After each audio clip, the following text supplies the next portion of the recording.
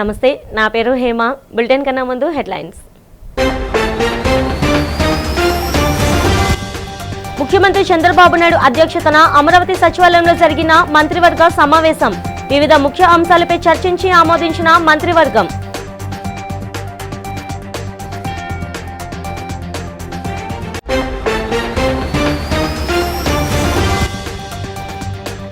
ప్రశ్న రావణ అంశంలో వైసీపీ నాయకుల తీరును ఎండగట్టిన యలమంచిలి ఎమ్మెల్యే సుందరపు విజయ్ కుమార్. రాష్ట్రంలో మత విద్వేషాలు రెచ్చగొట్టేందుకు వైసీపీ నేతలు కుట్ర పన్నుతున్నారని విమర్శ.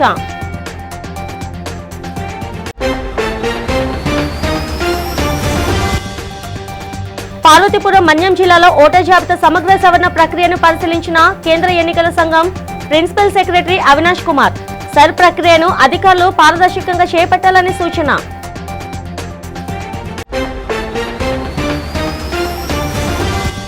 సముద్ర ప్రమాదంలో బతికి బయటపడ్డ చిన్నాను ఫోన్ ద్వారా పరామర్శించిన మాజీ ముఖ్యమంత్రి జగన్మోహన్ రెడ్డి. చిన్నాకి వైసీపీ బాసటగా నిలుస్తుందని జగన్ వెల్లడించినట్లు తెలిపిన భీమిలి వైసీపీ ఇన్ఛార్జ్ చిన్నా శ్రీను. ముఖ్యమంత్రి చంద్రబాబు నాయుడు అధ్యక్షతన అమరావతి సచివాలయంలో జరిగిన రాష్ట్ర మంత్రివర్గ సమావేశం ముగిసింది. సుమారు 30కి పైగా ఎజెండా అంశాలపై చర్చించిన కేబినెట్ పలు కీలక నిర్ణయాలకు ఆమోదముద్ర వేసింది. ప్రధానంగా గ్రామీణ ప్రాంతాల్లో 10 multi village drinking water schemes కోసం 9,355 కోట్లు, నీటి ఎద్దడి ఉన్న ప్రాంతాల్లో 2,943 తాగునీటి పథకాల కోసం 1,811 కోట్ల నిధులకు కేబినెట్ పరిపాలన అనుమతులు మంజూరు చేసింది. విశాఖపట్నంలో ఎన్ఐఏ కేసుల విచారణ నిమిత్తం ప్రత్యేక కోర్టు ఏర్పాటుకు, అలాగే తిరుపతి జిల్లాలో 63.1 ఎకరాలు సేకరించి లాజిస్టిక్ పార్క్ ఏర్పాటు చేయడానికి మంత్రివర్గం గ్రీన్ సిగ్నల్ ఇచ్చింది. పర్యాటక పాలసీలో భాగంగా రాష్ట్రంలో కాంట్రాక్టుల నిర్వహణకు తీసుకొచ్చిన ప్రత్యేక విధానాన్ని ఆమోదించింది. వీటితో పాటు రాజధానిలో ఎన్ఎఫ్డిబి ఆధ్వర్యంలో భారీ అక్వేరియం, కార్యాలయ ఏర్పాటుకు మరియు Isha Foundation, Art of Living, CIA Global Leadership Centre వంటి సంస్థకు భూ కేటాయింపులపై కేబినెట్ కీలక నిర్ణయం తీసుకుంది. ప్రధాని మోదీ నేతృత్వంలో 12 ఏళ్ల పాలనపై కేంద్ర మాజీ మంత్రి, కాంగ్రెస్ పార్టీ సీనియర్ నేత చింతామోహన్ పెదవి విరిచారు. విశాఖలో విజయ్ ప్రెస్ క్లబ్లో జరిగిన మీడియా సమావేశంలో ఆయన మాట్లాడారు. అయోధ్య రామాలయం పేరుతో వేలాది కోట్లాది రూపాయలు విరాళాలు సేకరించారని చెప్పారు. వేల కోట్ల రూపాయల కుంభకోణం జరిగిందన్నారు.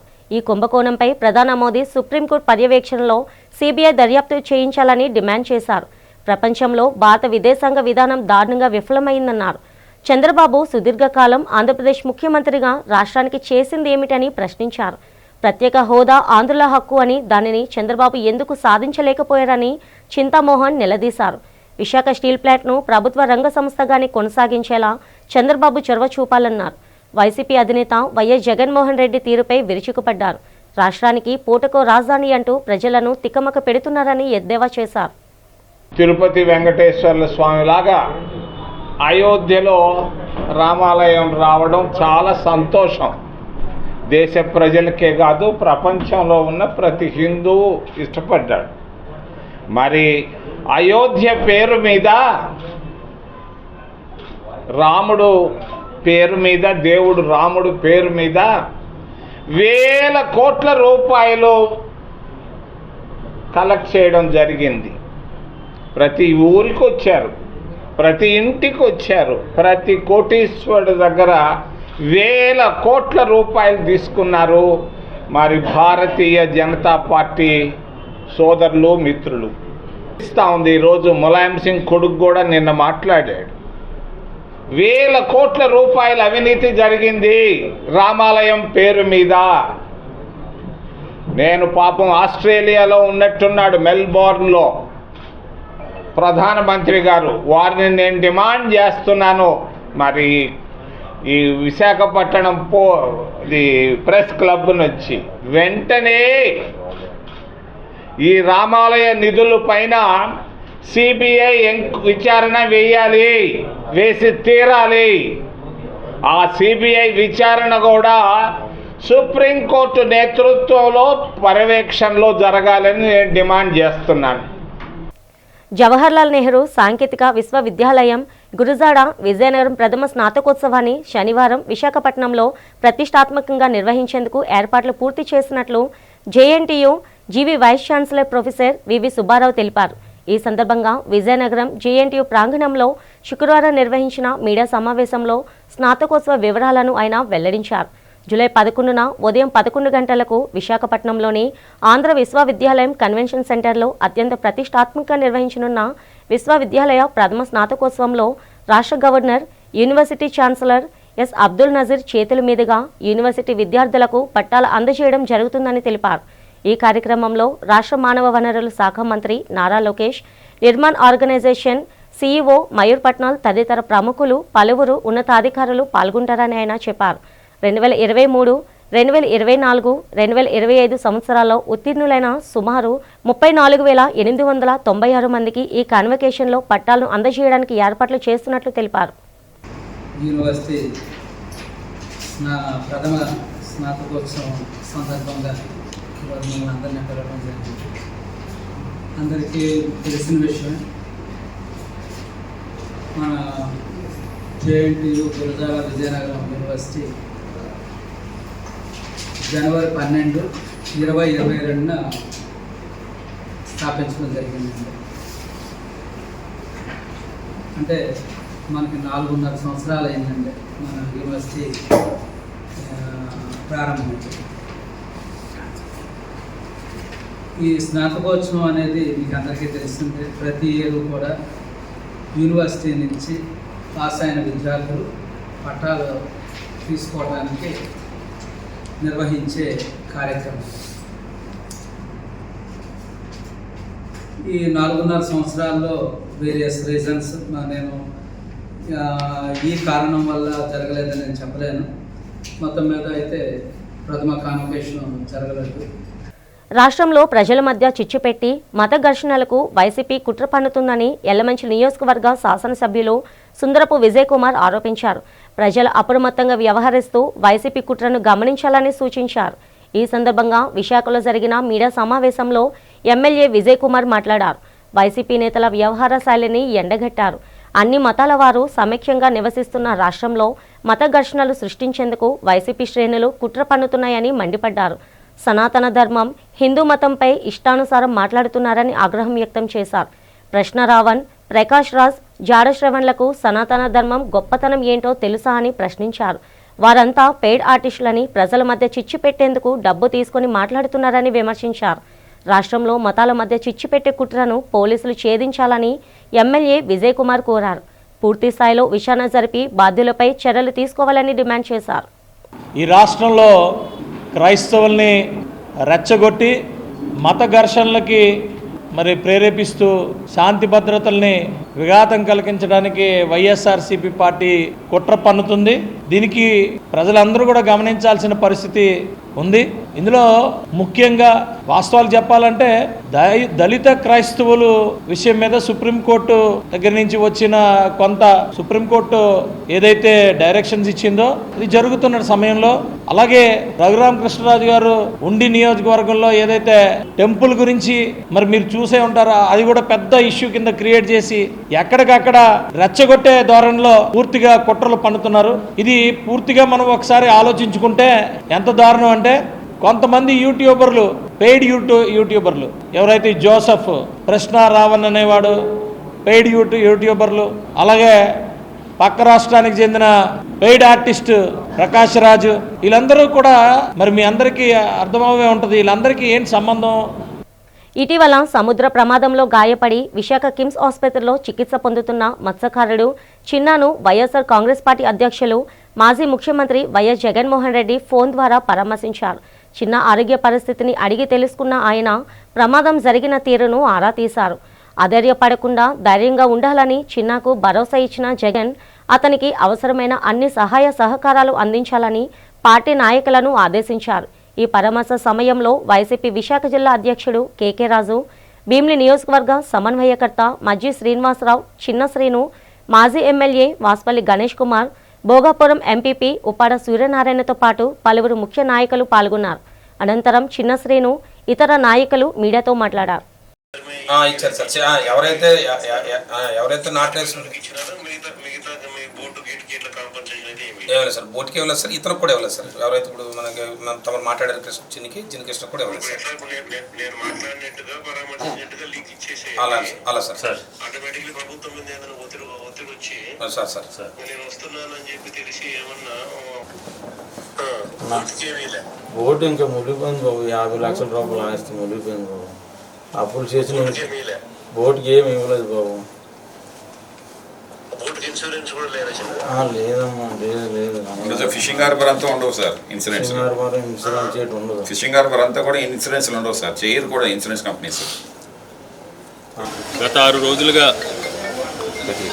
విశాఖపట్నం ఫిషింగ్ హార్బర్ నుంచి సముద్రంలోకి వేటకెళ్ళిన ఒక బోటు తిరగబడి అందులో 6 మత్స్యకారులు గల్లంతవటం, ఈ రోజు వరకు కూడా వారి ఆచూకీ తెలియకపోవటం, అందులో ఒక మత్స్యకారుడు అదృష్టవశాత్తు భగవంతుడి దయతో బతికి పట్టుకట్టడం మనందరికీ కూడా తెలిసింది. ఈ దుర్ఘటనకు సంబంధించి అత్యంత విషాదకరమైన ఈ సంఘటనకు సంబంధించి నిర్లక్ష్యంగా వ్యవహరించడంతో పాటు ఇప్పటి వరకు కూడా దానికి సంబంధించి 3 మెన్ కమిటీ అని వేశారు. ఎవరు కూడా దీనికి సంబంధించి ఇప్పటి వరకు కూడా పూర్తి సమాచారాన్ని ఆ కుటుంబ సభ్యులకి తెలిసిన పాపాన పోలేదు. గత వారం రోజులుగా ఫిషింగ్ హార్బర్ దగ్గర వారు పడిగాపులు కాస్తూ ఉంటే ఏదో మొక్కుబడిగా వచ్చి పలకరించి వెళ్ళటం. ఈ 7 వ్యక్తుల్లో ఒక్క ముఖం గ్రామం వ్యక్తి మాత్రం ఒక్కరే మరి ఆయన బతికి పెట్టాడు. మరి నాతో పాటు మరి భోగాపురం ఎంపీపీ గారు, ఆ గ్రామ సర్పంచ్ గారు, అలాగే భీముల ఎంపీపీ గారు, మేమందరం కూడా ఈరోజు గౌరవ మా నాయకుడు ఆదేశాలు మరి వచ్చాము. అతనికి కలిసి జరిగిన సంఘటన విషయాలన్నీ కూడా మరి విని మరి ఏదైతే జగన్మోహన్ రెడ్డి గారు నేరుగా ఆ వ్యక్తితో మాట్లాడి జరిగిన సంఘటన పూర్వపరాలన్నీ తెలుసుకొని ఎలా సంఘటన జరిగింది, ఏ రకంగా ప్రభుత్వం మరి విఫలం చెందిందనే విషయాన్ని వారు గ్రహించారు. ఏ రకంగా ఏ ఇన్సిడెంట్ జరగడం ఎలా జరిగింది, ఏమైంది, ఇవన్నీ కూడా పూర్వపరాలు పరిశీలించారు. అయితే ఇందులో చెప్పాల్సింది ఏంటంటే చాలా అన్యాయం, చాలా విచారకరం. ప్రభుత్వం మత్స్యకారులు తన జీవన విధానాన్ని రోజువారీ వారు బతికే వారి కుటుంబాలని చేసుకునేటప్పుడు వారు ఫిషింగ్కి వెళ్ళేటప్పుడు సుమారుగా 5 రోజులు, 6 రోజులు, 10 రోజులు కాల పరిమితులు ఉండేటప్పుడు వాతావరణ పరిస్థితులు మారుతూ ఉన్నప్పుడు ప్రభుత్వం ఎప్పటికప్పుడు వారి కుటుంబ సభ్యులకు తెలియజేయడం కానీ, లేదా వారు ఎక్కడుంటే వాళ్ళని ట్రాక్ చేయడం కానీ, ట్రాక్ చేస్తూ వాళ్ళ తాలూకా ఎప్పటికప్పుడు టైమ్లీ అవర్లీ బేసిస్లో కంప్లీట్గా ఒక వార్ రూమ్ అరేంజ్ చేసుకొని వాళ్ళ గురించి తెలుసుకుంటే ఈ ప్రభుత్వంలో ఇలాంటి సంఘటనలు జరిగే పరిస్థితి కాదు. ఒక వెంటనే సంఘటన జరిగిన వెంటనే వాళ్ళు రక్షించుకునే పరిస్థితి ఉండేది. క్లైమాటిక్ కండిషన్స్ పాడవడం వల్ల లేదంటే సైక్లోనా అనేది కాదు, బట్ వెదర్ అడ్వైజరీ కమిటీ మాత్రం మీకు అలారం చేసింది. 3, 4 తారీఖున మీకు 5వ తారీఖున ఈ 3 రోజులు సీ రఫ్గా ఉంటుంది, హై వెలాసిటీ విండ్స్ వస్తాయి, అలాగే ఒక టొరంటల్ రెయిన్ కొండపోత వర్షం కురుస్తుంది అని జాగ్రత్తలు అటు ఇండియన్ కోస్ట్ గార్డ్ పంపించింది, ఇండియన్ నేవీకి పంపించింది, విశాఖపట్నం పోర్ట్ ట్రస్ట్కి పంపించింది, at the same time fisheries department పంపించింది అన్నమాట. అయినా వీళ్ళు చేతకాని ప్రభుత్వం ఏమో ఎక్కడ కూడా వార్ రూమ్ ఏర్పాటు చేసి ఎక్కడ ఏ ఫిషింగ్ బోట్స్ ఈ 1వ తారీఖు కానీ 2వ తారీఖు కానీ వెళ్ళి మళ్ళీ దరి చేరుతూ ఉన్నాయి, అవి ట్రాకింగ్ చేద్దాము, వాటినేమో చక్కగా తోడుకొని వద్దాము అని చెప్పేసి సిస్టమాటిక్ అప్రోచ్ లేదన్నమాట. పార్వతీపురం మన్యం జిల్లాలో ప్రస్తుతం జరుగుతున్న ఓటర్ల జాబితా సమగ్ర సవరణ ప్రక్రియను క్షేత్రస్థాయిలో పరిశీలించేందుకు కేంద్ర ఎన్నికల సంఘం principal secretary Avinash Kumar, under secretary Sanjay Kumar శుక్రవారం ఉదయం జిల్లాకు విచ్చేశారు. ఈ సందర్భంగా జిల్లాకు చేరుకున్న వారికి జిల్లా కలెక్టర్ మరియు జిల్లా ఎన్నికల అధికారి డాక్టర్ ఎన్ ప్రభాకర్ రెడ్డి పుష్పగుచ్చం అందించి ఘన స్వాగతం పలికారు. జిల్లాలో ఓటర్ల జాబితా ప్రత్యేక సంక్షిప్త సవరణ కార్యక్రమం పారదర్శకంగా నిబంధనల ప్రకారం సాగుతున్న తీరును ప్రిన్సిపల్ సెక్రటరీ అవినాష్ కుమార్కి కలెక్టర్ వివరించారు. అర్హులైన ప్రతి ఒక్కరికి ఓటు హక్కు కల్పించేలా జాబితాలో తప్పులు లేకుండా చూసేందుకు జిల్లా యంత్రాంగం తీసుకుంటున్న చర్యలను ఈ సందర్భంగా ప్రస్తావించారు. ఈ కార్యక్రమంలో జిల్లా రెవెన్యూ అధికారులు, ఎన్నికల విభాగం సిబ్బంది తదితరులు పాల్గొన్నారు.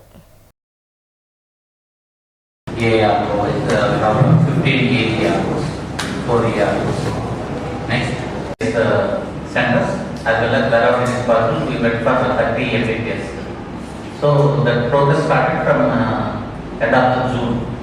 So within 10 days we reached all these percent. Whatever the enumeration form had to got printed, we had to distribute. How many enumeration forms have been printed? These enumeration form is being printed based on the brought published with reference to 1/1/2025.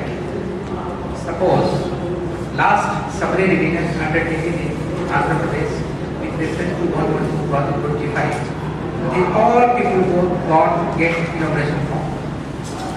So once you distribute the enumeration form, second stage would be collection. దశాబ్దాలుగా పరిష్కారం కాని సమస్యలను పరిష్కరించేందుకు వేసిన గొప్ప ముందడిగే ఒక నెల ఒక నియోజకవర్గం 4 సందర్శనలు కార్యక్రమమని తాడికొండ శాసనసభ్యులు తెనాలి శ్రావణ్ కుమార్ అన్నారు. తాడికొండ నియోజకవర్గానికి సంబంధించి ఒక నెల ఒక నియోజకవర్గం 4 సందర్శనలు కార్యక్రమంను శుక్రవారం ఫిరంగిపురం మండల కేంద్రంలో జిల్లా యంత్రాంగం నిర్వహించింది. ఈ సందర్భంగా శాసనసభ్యులు తెనాలి శ్రావణ్ కుమార్ మాట్లాడుతూ దశాబ్దాలుగా పరిష్కారం కానటువంటి రెవెన్యూ పరమైన సమస్యలను పరిష్కరించేందుకు ముఖ్యమంత్రి తీసుకున్న వినూత్న కార్యక్రమమే ఒక నెల ఒక నియోజకవర్గం 4 సందర్శన అని అన్నారు. ఒక నెల మొత్తం జిల్లా స్థాయి అధికారులు నియోజకవర్గంలో నెలకొన్న ప్రజా సమస్యలను పరిశీలించి పరిష్కరించేందుకు కృషి చేయటం గొప్ప విషయమన్నారు. ప్రజలు తమ సమస్యల గురించి పదే పదే కార్యాలయాల చుట్టూ తిరగకుండా అధికారులే ప్రజల చెంతకు వచ్చి పరిష్కరిస్తామన్నారు. రెవెన్యూ పరంగా గ్రామాల్లో అనేక సమస్యలు ఉన్నాయని వాటిని పరిష్కరించేందుకు అధికారులు చిత్తశుద్ధితో కృషి చేయాలన్నారు. ప్రజా సమస్యల్లో వ్యక్తిగత ఆర్థికపరమైన సమస్యలు కూడా ఉంటాయని, అదేవిధంగా గ్రామానికి కావాల్సిన మంచినీటి సౌకర్యం, రోడ్లు, విద్యుత్ సౌకర్యం, పారిశుద్ధ్య నిర్వహణ వంటి మౌలిక వసతుల గురించి అర్జీలు వస్తాయని వాటిని క్షుణ్ణంగా పరిశీలించి పరిష్కారానికి కృషి చేయాలని అధికారులకు సూచించారు. ఏపీ హోంమంత్రి వంగల్పూడి అనిత కుమారుడు నిఖిల్ మానవత్వం చాటుకున్నారు. తన పుట్టినరోజును సర్వసాధారణంగా చేసుకుంటూ సేవానిరతిని చేర్చుకున్నారు. తన జన్మదినాన్ని పురస్కరించుకొని విజయవాడలోని Vijay Mary integrated school for the బ్లైండ్ను సందర్శించిన ఆయన దృష్టి వికలాంగ చిన్నారులకు స్వయంగా పోషకాహారం, తాజా పండ్లు పంపిణీ చేశారు. చిన్నారుల సౌకర్యం పాఠశాలకు 15 ఫ్యాన్లు, 25 కార్డ్ బెడ్స్ను కూడా అందజేశారు. ఆర్భాటాలకు దూరంగా విద్యార్థులతో ఆప్యాయంగా సమయం గడుపుతూ వారి యోగక్షేమాలను అడిగి తెలుసుకున్న నిఖిల్ సేవా దృక్పథాన్ని స్థానికులు, పాఠశాల సిబ్బంది అభినందించారు. సముద్రంలో గల్లంతైన 6 మత్స్యకారులను ఆదుకోవడంలో రాష్ట్ర ప్రభుత్వం ఘోరంగా విఫలమైందని వైసీపీ విశాఖ తూర్పు నియోజకవర్గం ఇన్ఛార్జ్ మొల్లి అప్పారావు, గాజువాక నియోజకవర్గం ఇన్ఛార్జ్ తిప్పల దేవన్ రెడ్డి విమర్శించారు. మద్దిలపాలెంలోని వైసీపీ కార్యాలయంలో జరిగిన మీడియా సమావేశంలో వారు మాట్లాడుతూ రాష్ట్ర ప్రభుత్వం స్పందించిన తీరుపై మండిపడ్డారు. ప్రమాదం జరిగిన 24 గంటల తర్వాత గానీ ప్రభుత్వం స్పందించలేదన్నారు. ప్రభుత్వం తక్షణమే స్పందించి ఉంటే 6 మత్స్యకారులు సురక్షితంగా బయటపడేవారని అన్నారు. రాష్ట్రంలోని కూటమి ప్రభుత్వానికి మత్స్యకారులంటే చిన్న చూపు అని వ్యాఖ్యానించారు. గల్లంతైన మత్స్యకారుల బాధిత కుటుంబాలకు 10 లక్షల రూపాయలు చెల్లించి ప్రభుత్వం చేతులు దులుపుకుందని మొల్లి అప్పారావు, తిప్పల దేవన్ రెడ్డి ఆగ్రహం వ్యక్తం చేశారు. బాధిత కుటుంబాలకు 25 లక్షల రూపాయల చొప్పున పరిహారాన్ని అందించాలని ప్రభుత్వాన్ని డిమాండ్ చేశారు. ప్రమాదం జరిగిన వెంటనే, సమాచారం వచ్చిన వెంటనే స్పందించుంటే ఆ 6 మత్స్యకారులు కూడా ఈరోజు గల్లంత అవ్వకపోవడానికి మరి అవకాశం ఉన్ను.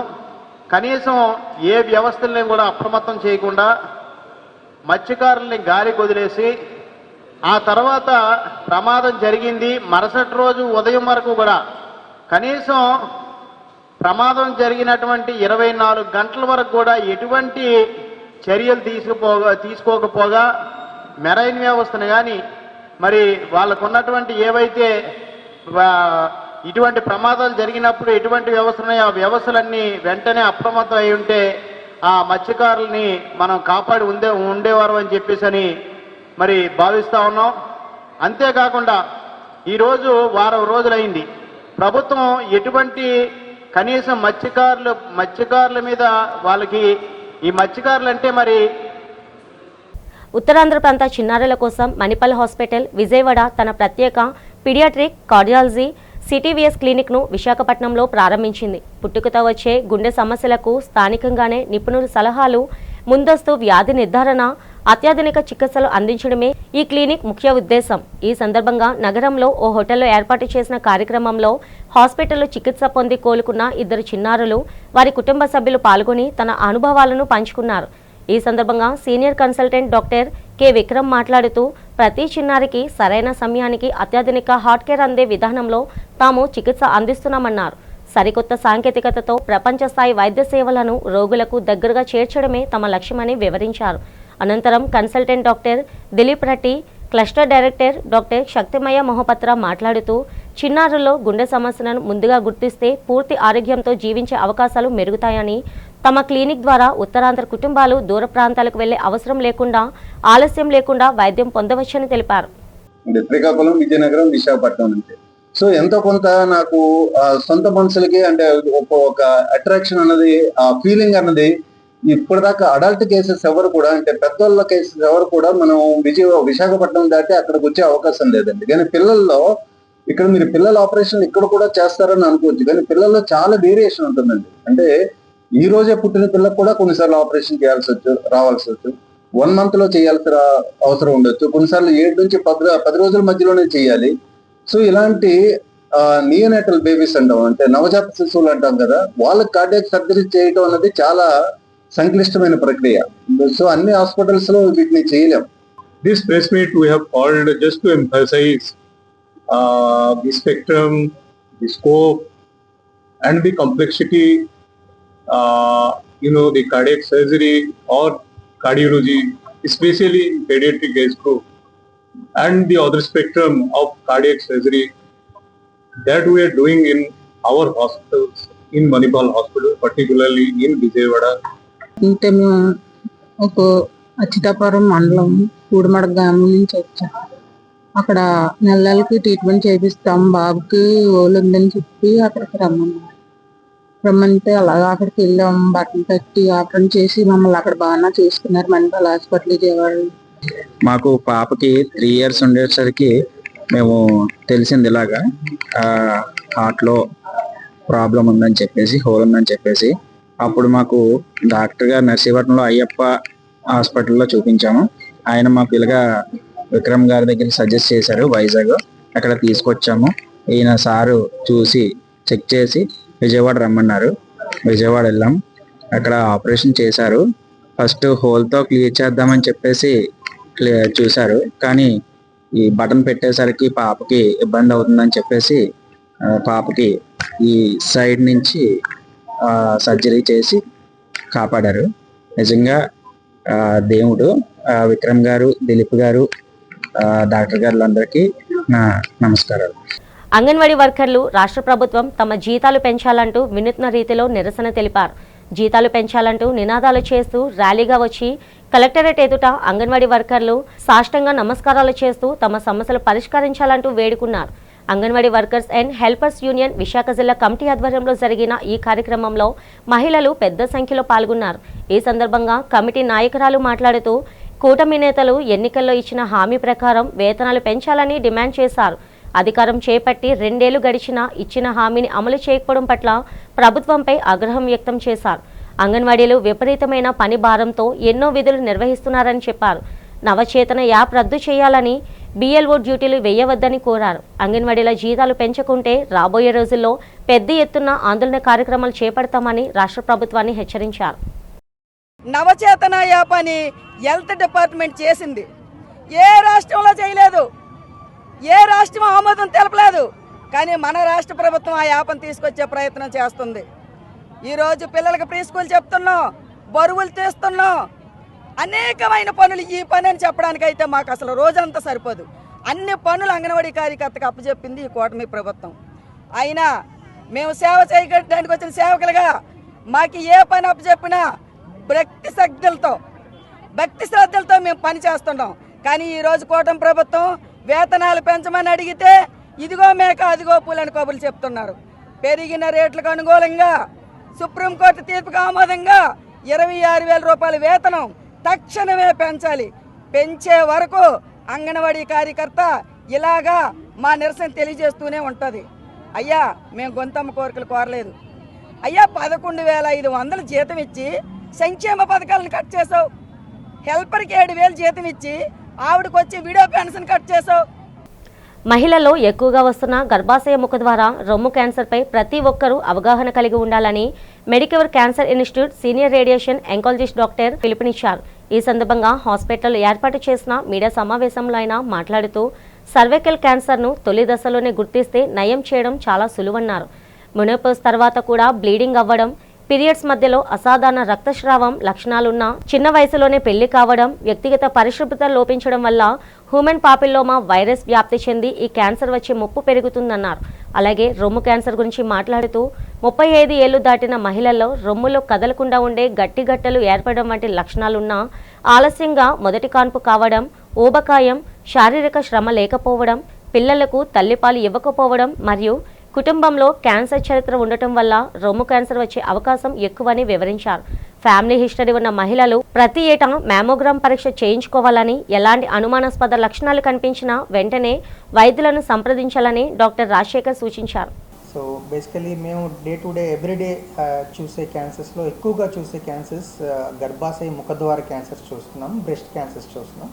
సో ఈ గర్భాశయ ముఖద్వార క్యాన్సర్స్ ఎలాంటి వాళ్ళలో ఎక్కువ వచ్చే రిస్క్ ఫ్యాక్టర్స్ ఏంటి, సిమ్టమ్స్ ఎలా ఉంటాయి ఏంటనేది, ఆర్ బ్రెస్ట్ క్యాన్సర్ సిమ్టమ్స్ ఎలా ఉంటాయి, ఆర్ బ్రెస్ట్ క్యాన్సర్స్ ఎలాంటి వాళ్ళు ఎక్కువగా వచ్చే అవకాశం ఉంది, ఇలాంటి బేసిక్గా డిస్కస్ చేద్దాం. సో గర్భాశయ ముఖద్వార క్యాన్సర్ ఏంటంటే ఎక్కువగా మనం ట్రీట్ చేసే వాటిలో గుడ్ ప్రోగ్నోస్టిక్ డిసీజ్ అంటాం. అంటే for example treatment on time తీసుకుంటే నార్మల్ లైఫ్ లీడ్ చేసే మంచి ప్రోగ్నోసిస్, మంచి అవుట్కమ్స్ ఉన్న క్యాన్సర్స్లో గర్భాశయ ముఖద్వార క్యాన్సర్స్ ఎక్కువగా ఉంటాయి. సో ఇంత మంచి అంటే లైక్ ప్రోగ్నోసిస్, ఇంత మంచి అవుట్కమ్స్ ఉన్న క్యాన్సర్ని మనం ఎర్లీ స్టేజ్లో ఎలా ఐడెంటిఫై చేయాలనేది కొన్ని basic symptoms of cervical cancer గురించి తెలుసుకుందాం. అంటే ఇండియన్ స్త్రీలలో యూజువల్లీ ఒక 45-50 ఇయర్స్ ఏజ్లో మెనోపాజ్ అనేది అటైన్ చేస్తారు. అంటే నెల నెల వచ్చే పీరియడ్స్ అనేవి ఒక సర్టెన్ ఏజ్ వచ్చిన తర్వాత వాళ్ళు ఆగిపోతాయి, దాన్ని మెనోపాజ్ అంటాం. సో మెనోపాజ్ అయిన తర్వాత కూడా మళ్ళీ బ్లీడింగ్ అవుతోంది అంటే కనుక అది striking symptom of cancer cervix అంటాం. సో ఇలాంటి అంటే ఫర్ ఎగ్జాంపుల్ ఎల్డర్లీ విమెన్లో మాకు నెలసరిలో ఆగిపోయి 2-3 సంవత్సరాలు అయినాయి, బట్ మళ్ళీ బ్లీడింగ్ అవుతుందని ఎర్లీ స్టేజ్లో మనం పట్టుకోగలిగితే కనుక వాటికి ట్రీట్మెంట్ ఆన్ టైం చేసుకుంటే కనుక తన నార్మల్ లైఫ్ లీడ్ చేసే అవకాశం చాలా ఉంది.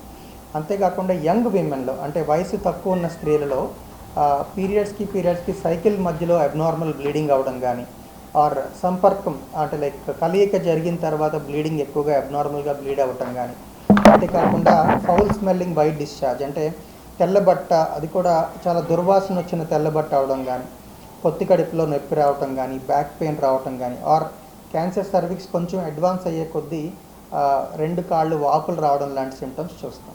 సో ఇంత క్యాన్సర్ సర్విక్స్ కామన్గా చూసే క్యాన్సర్స్కి రిస్క్ ఫ్యాక్టర్స్ ఏంటి అంటే ఎలాంటి స్త్రీలలో ఈ క్యాన్సర్ బారిన పడే అవకాశం ఎక్కువ ఉంటుంది అని అంటే కనుక యూజువల్లీ మనం చెప్తాం అంటే తక్కువ వయసులోనే వాళ్ళు లైంగిక సంబంధానికి లేకనే ఎక్కువగా మల్టిపుల్ పార్ట్నర్స్ ఉన్న, ఎక్కువ మందితో వాళ్ళు లైంగికంగా కలయిక జరిగిన, ఆర్ తక్కువ వయసులో మ్యారేజ్ జరిగిన, ఆర్ వాళ్ళ హైజీన్ లైక్ వాళ్ళ ప్రైవేట్ ఆర్గన్స్ని క్లీన్గా పెట్టుకోలేకపోయినా, ఆర్ ఇమ్యూనో కాంప్రమైజ్డ్గా ఉన్న లైక్ వాళ్ళ ఇమ్యూనిటీ తక్కువ ఉన్నా కూడా, ఆర్ స్మోకింగ్ కూడా ఒక రిస్క్ ఫ్యాక్టర్గా చెప్పుకుంటాం. సో ఇలాంటి స్త్రీలలో ఆర్ ఎక్కువగా డెలివరీస్ అయ్యే స్త్రీల్లో కూడా ఈ హెచ్పివి అంటే హ్యూమన్ ప్యాపిలోమా వైరస్ ఎక్కువగా వ్యాప్తి చెంది వాళ్ళు క్యాన్సర్ సర్విక్స్ డెవలప్ అయ్యే అవకాశాలు చాలా ఎక్కువగా ఉంటాయి. వీటితో పాటు క్యాన్సర్ సర్విక్స్తో పాటు మనం రెగ్యులర్గా చూసే ఇంకో క్యాన్సర్ బ్రెస్ట్ అండి, రొమ్ము క్యాన్సర్. సో రొమ్ము క్యాన్సర్ని ఎలా మనం ఐడెంటిఫై చేయాలి అంటే బులెటిన్ ముగిస్తున్న హెడ్లైన్స్ మరోసారి. ముఖ్యమంత్రి చంద్రబాబు నాయుడు అధ్యక్షతన అమరావతి సచివాలయంలో జరిగిన మంత్రివర్గ సమావేశం. వివిధ ముఖ్య అంశాలపై చర్చించి ఆమోదించిన మంత్రివర్గం.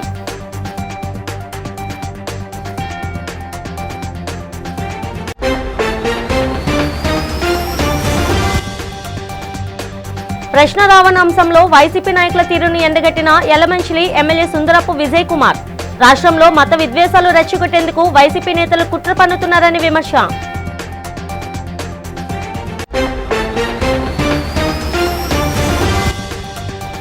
పార్వతీపురం మన్యం జిల్లాలో ఓటర్ జాబితా సమగ్ర సవరణ ప్రక్రియను పరిశీలించిన కేంద్ర ఎన్నికల సంఘం principal secretary Avinash Kumar. SIR ప్రక్రియను అధికారులు పారదర్శకంగా చేపట్టాలని సూచన.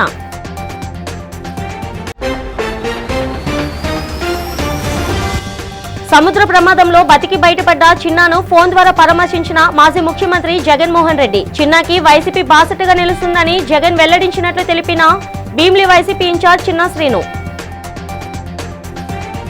ఈనాటి బులెటిన్ ఇంతటితో సమాప్తం. తిరిగి రేపటి బులెటిన్లో కలుసుకుందాం. అంతవరకు సెలవు. నమస్తే.